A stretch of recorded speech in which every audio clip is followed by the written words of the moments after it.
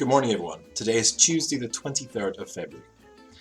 Following our Prime Minister's announcement last night, I wanted to give you a very quick update on our comms strategy over the next few days to make sure that you're very clear as a family unit what's happening and when you will find out more information. We've had quite a few emails already this morning wanting information about March 8th. So I'm going to ask politely if we could just please bear with us for the next few days. In order to get a plan out to you, we had to wait for the Prime Minister to speak last night and for the Department for Education to release their guidance. They did so, and they actually did so quite promptly this time.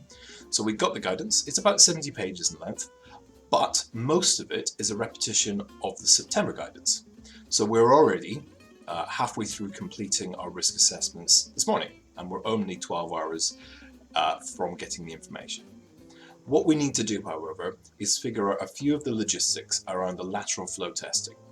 The likely plan, but I say likely, this is subject to change, but the likely plan will be that on March 8th, our primary school will reopen. So years 5 and 6 will be back. They'll be form-based, and we'll have a week of form time activities with the form tutor, with our PSHC team, looking at SMSC, looking at citizenship, and really bringing kids back together, socialising well, and making sure that we're clear on how to be health and safety aware in our school moving forward.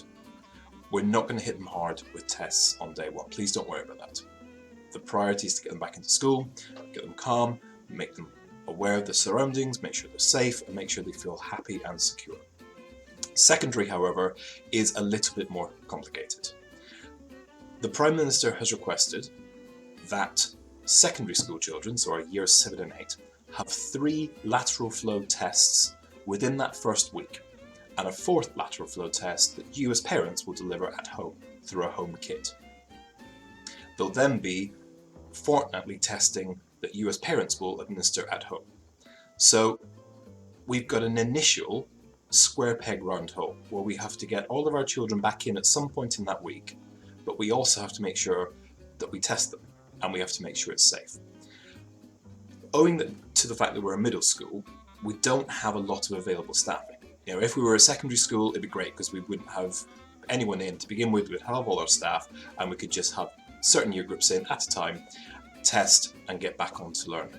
Because we are primary and secondary, we've got the majority of our staff in the primary department already teaching full days and making sure that they're delivering high quality learning experiences for our younger children. So we are going to have a rotation in some description. 7s and 8s will have part of that week in school and part of that week on remote learning. As I said, the plans are being put together today.